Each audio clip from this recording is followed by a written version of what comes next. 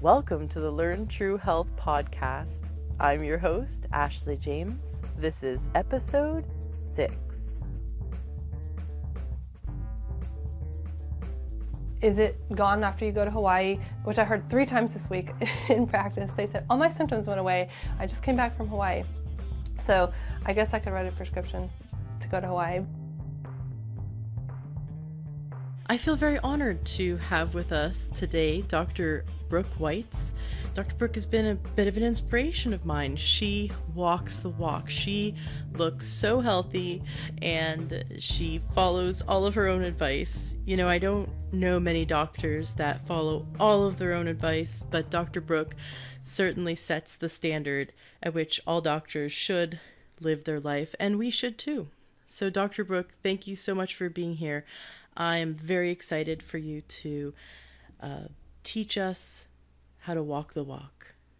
Go ahead and let our listeners know a bit about you and fill in your bio. So my name is Dr. Brooke Weitz, and I'm a naturopathic physician in the state of Washington, and I'm a graduate of Bastyr University. I've been in private practice for the past 7 years, and I've also been teaching at the university as well in the physical medicine department. What is the main reason you became an ND? I would say the main reason that I became a naturopath is because of my father. My dad is actually a naturopathic physician, and he's always been my inspiration for becoming a naturopath myself. I was raised with a lot of naturopathic techniques and gross supplements and concoctions that I was told to drink as a child, and now I see the value of it, and they've also made them a lot tastier these days. But I was always raised with that approach to fixing the problem and to using the most natural and least invasive methods possible. For those who've never seen an ND for their healthcare, what is the difference between seeing you versus seeing other types of doctors? As a naturopath, I believe in teaching the patient, using a lot of education so the patient can be their own advocate, their own health advocate for themselves and their families.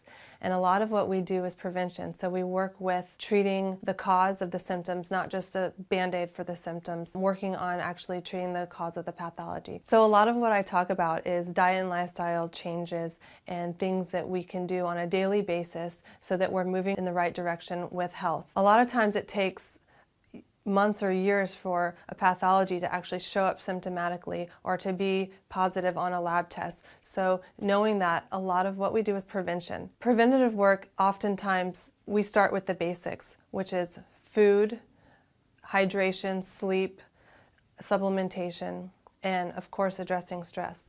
Now, Dr. Brooke, you're an expert at using food as medicine. What is a tool we should use when looking into cleaning up our diet to eat for healing? So when I look at medicine in general, I listen to car talk a lot actually, even though I'm not even a car person, but I think it's so fascinating that they can really figure out and pinpoint what's going on when they're looking at what sounds is it making, when is it doing it, when's it worse, when's it better, and our bodies are so similar. So when I'm asking a patient questions about what their symptoms are and when, what makes it better, what makes it worse, is it, gone after you go to Hawaii, that kind of thing, which I heard 3 times this week in practice. They said, all my symptoms went away. I just came back from Hawaii.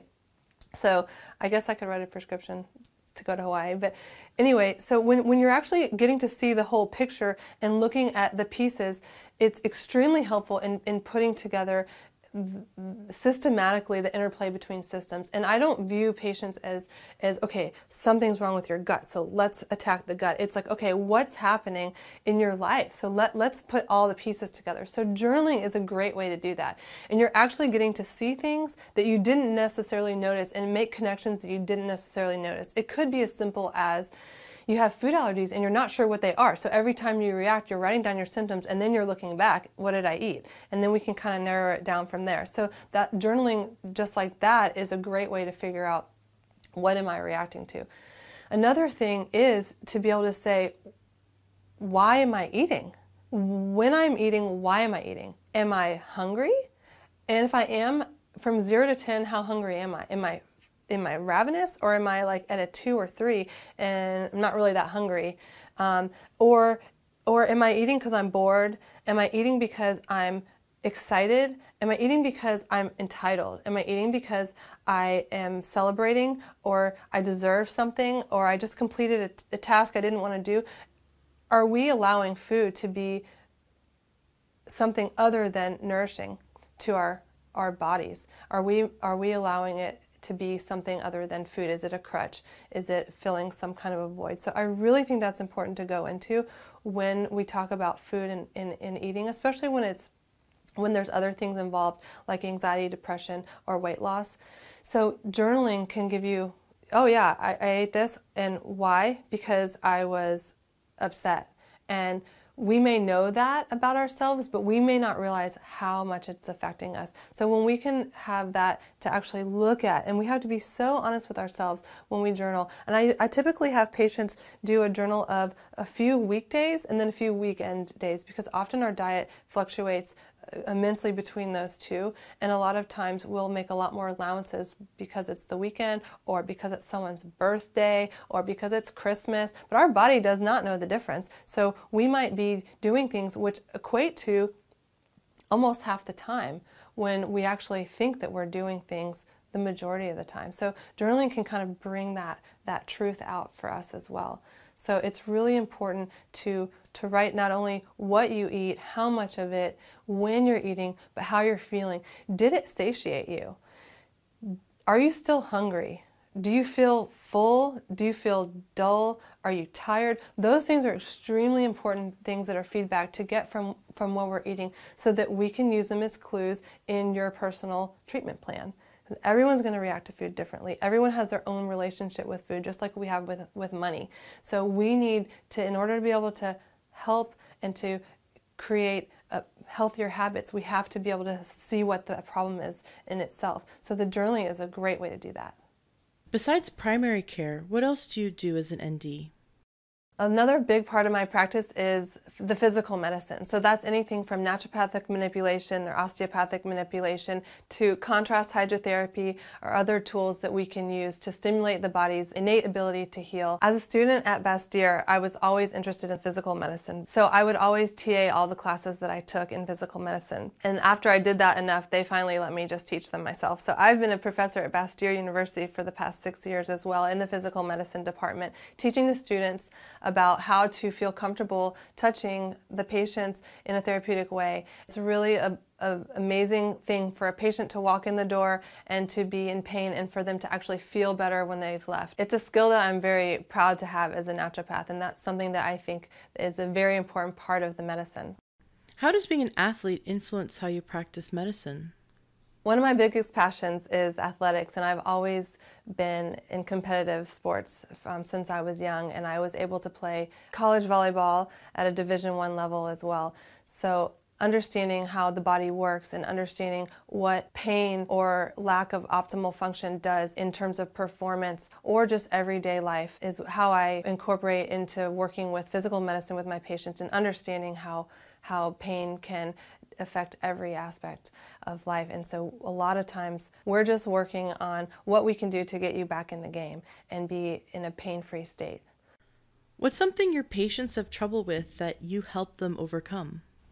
Exercise or movement, because I think that so many people beat themselves up if they don't like going to the gym or they don't like traditional exercise, but that most of us don't like that. And so how are we able to incorporate movement and exercise in our day without it being something that we're dreading? So that's something that's really important, to identify what we enjoy and what will get our heart rate up and what will get our blood flowing and what will make us smile, because we can only do something that we don't like for a limited amount of time before we fall off the wagon. So it's not about being on and off, it's about sustainability and being on. Dr. Brooke, what is a key piece of knowledge about health and healing that you teach your new patients? The thing that I realize is the most beneficial in any condition or in any pathology is the cumulative effects of what we do in a day. So it's not the 1 hour we spend going to get therapy of some sort. It's more what we choose to do throughout the day, which cumulatively has the most effect. So we're not going to be perfect every day, and we're not going to be able to complete our entire checklist, but it's just putting those pieces together that creates that base for our overall health. Dr. Brooke, what would you say is your philosophical strength as a doctor? You're only as healthy as the environment in which you live. And I believe in meeting the patient where they are and where they are in their journey towards health. And what I do is take all of the cumulative knowledge of what I've learned in medical school, how I grew up with a naturopathic background, and all of the walking the walk that I do on a daily basis, and really personalize the experience so that it's a sustainable lifestyle change that's moving you towards health. I'd love to hear what one of your favorite quotes is. My mentor and naturopath says that health is freedom from limitation. Now, what I love about Dr. Brooke is she teaches both vegans and meat eaters how to be healthy and how to eat for health. Even though Dr. Brooke is a vegan, which, I don't know, most of the time when I've met vegans, they're kind of, righteous about how they eat, and I don't blame them.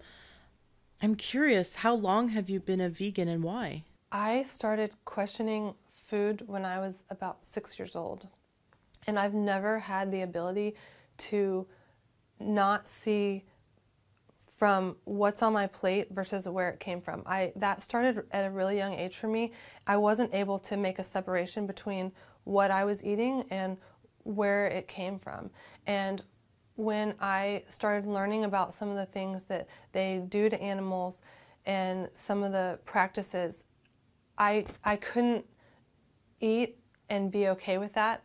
And when we talk about digestion and stress interfering, the thought of an animal being stressed out and living a tortured life was so hard for me to, I couldn't actually enjoy that. So that started when I was really young, where I always wondered, well, what happened before it got here, So that was part of it, and then it evolved through the years. So I tell my patients that there's nothing wrong with eating meat, but it does need to be clean, lean, and you want to avoid animals that have not lived the life of that typical animal. So you want them to be happy, because I do think that shows up, that the anxiety and that fear and that pain shows up in their flesh. And we don't want to eat something like that. So it needs to be antibiotic free, hormone free, no steroids. You want to make sure that you know your source of food. So I always say, go in with your neighbor and buy a cow or half a cow and eat that and meat it. I mean, I would never be able to eat food that I've met, but anyway. So that's one thing is transferring that, the negativity. I think that transfers when we eat it. So I've never been able to make that separation.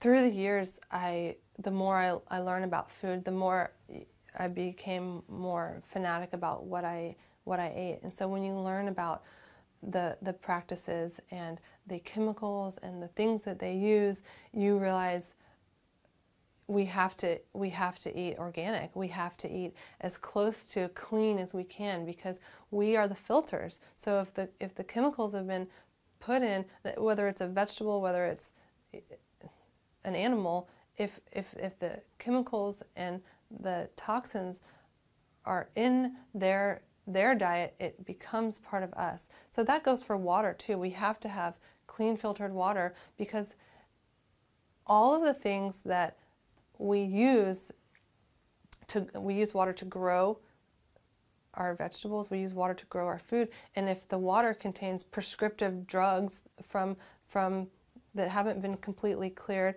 along with certain levels of heavy metals, then we are going to be the filters for that. So we're only as healthy as what we eat. And I believe that. It's one of those things you've heard your whole life, you are what you eat, but it's so true. So if you believe that, then you can't be blind to what you're eating. For those who are vegan or vegetarian, how should they eat to ensure optimal health? So some of the most unhealthy people I know are vegetarians and vegans. And because they simply are vegans or vegetarians doesn't automatically mean they're healthy. There's a right and a wrong way to do that. And I know because I did it the wrong way when I was an elite athlete, and I was the heaviest and the most tired I've ever been. I was eating no meat, but I also ate way too many carbs. So despite whether you're getting your protein from animal protein or from plant-based protein, we have to have enough protein. And that's one of the biggest downfalls that I see with vegans and vegetarians, is that they're not having their protein needs met, and so they're not getting the amino acids they need as building blocks. So one of the things is still working on that balanced diet where your focus of every meal is protein and your vegetables, and you have to have that consistency, or else you're not getting the starting material that you need, and you're eating way out of proportion certain things. And again, so you still have to maintain that balance of proteins, carbs, and fats, but you just have to do it more creatively.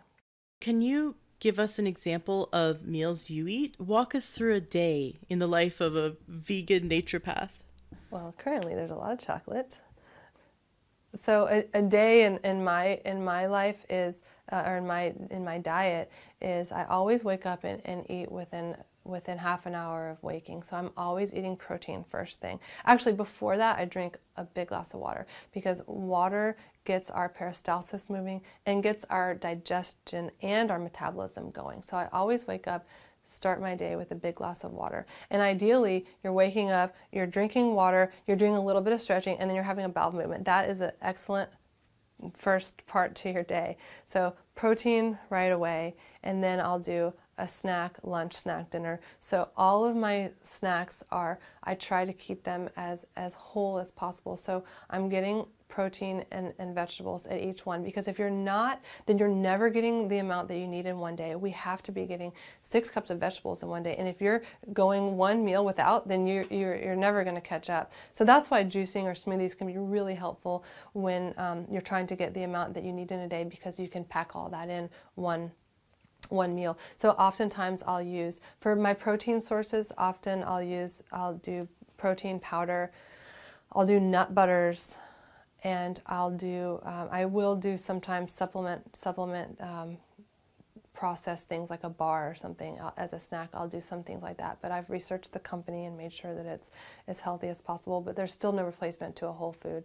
A lot of times I'll do salad with some beans and some seeds and nuts as a lunch or dinner. So typically I'll do the breakfast, snack, lunch, snack, dinner, and they all have a good source of protein and antioxidant-packed vegetables as well.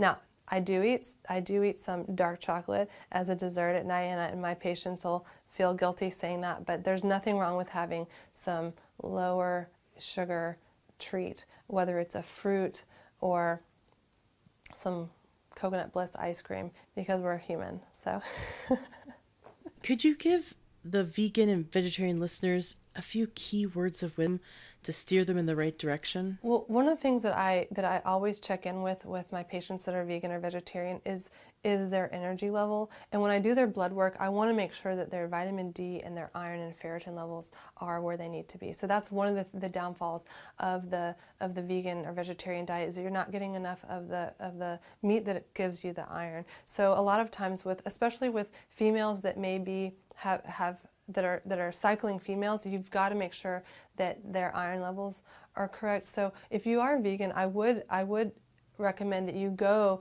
to your doctor and get your blood work done, so that you're not having a slow, gradual depletion. Where you see that pop up is your energy levels. Are you exhausted, but you're eating so healthily, but you still feel awful? So that's probably the biggest one. You've got to be supplementing. We cannot get what we need in a day with diet alone. I mean, some people might be able to if they have an excellent juicer and they're eating smoothies with a Vitamix for every meal, but most of us need supplementation. So it's extremely important to know what you need in addition to your multivitamin to support your needs, to support your lifestyle. So if you're someone that sits at a desk all day or someone who's an elite athlete, you're going to have different needs. So if you're going to live a vegan and vegetarian lifestyle, you absolutely need to know what supplements that you need. So that would be probably my biggest recommendations: is get your blood work done, know what deficiencies you have, and make sure you're supplementing properly. And of course, the protein is the biggest thing. I agree. Clean protein is so important, both for omnivores and vegans. What are your favorite sources of vegan protein? My go-to protein sources are nuts, nut butter. I get a good clean protein powder. I'll do some protein bars as well. I'll also do beans or legumes or something made from beans, like a garbanzo bean or chickpea hummus, soups with lentils. Usually I supplement with a powder or have kind of lentils or nuts. Those are the main things. When a patient comes to you, what's one of the biggest things you focus on to get their health back? If a patient were to ask me if there's one thing that I can do for my health, if there's just one thing I can focus on, what I would say is food. And without proper digestion, we can't assimilate and absorb our food. So when you're focusing on diet, I have some zero tolerance policies that I like to explain. And the biggest thing is knowing what to eat organic. There's certain foods that you must buy that are organic. I also recommend always using or eating foods that are non-GMO. Another thing that I always have patients avoid is hydrogenated fat, high fructose corn syrup, and enriched flours. I also recommend for most patients that they are clearly aware of their allergy profile, so what they're reacting to, and it could be on a spectrum. It might be an immune globulin related response, which is actually going to show up on a food allergy panel, or any of that spectrum, which is just going to show a sensitivity, which could range from gut pain or stomach pain, bloating, gas, or it could be hives on the skin. It could be something more subtle like congestion. So if we're not eliminating food allergies, our digestion is not going to work optimally. What would you say to the listeners who already eat healthy? So just because you're eating healthy foods doesn't mean you might not have allergies to those foods. So even if it's broccoli or even kale or blueberries, you still could have a reaction to them, whether it's an immune globulin reaction where there's an actual immune mediated response, or whether you're just having some kind of sensitivity where you are symptomatic. But that's something that's important to know and to get checked with your doctor. Or you can do an elimination diet where you're actually testing it, getting in a hypoallergenic state, and then reintroducing it one at a time, reintroducing the suspect foods to see, are you reacting to it, and if so, how. So even though you're eating perfectly healthy, or what we would consider extremely healthy, you still might be reacting. And if you're having this constant level of inflammation in your gut, then you're not working optimally, and you're recruiting part of your body that needs to be there for other things. So we really need to make sure that even if we are eating really healthily, that we still don't have food allergies or reactions to what we are eating. Oh, we actually have a fantastic video training on the food elimination diet in our membership. That's a great video. You can join our membership easily by visiting learntruehealth.com to check out that video. Okay, Dr. Brooke, I love asking naturopaths this. If you were stranded on a deserted island and you could only bring 3 things from your well-stocked holistic store, your holistic pharmacy, what would it be and why? If I was stranded on an island, how long am I on that island? I guess, so if I was stranded on an island, I think you have to have your trace minerals. You have to have your baseline.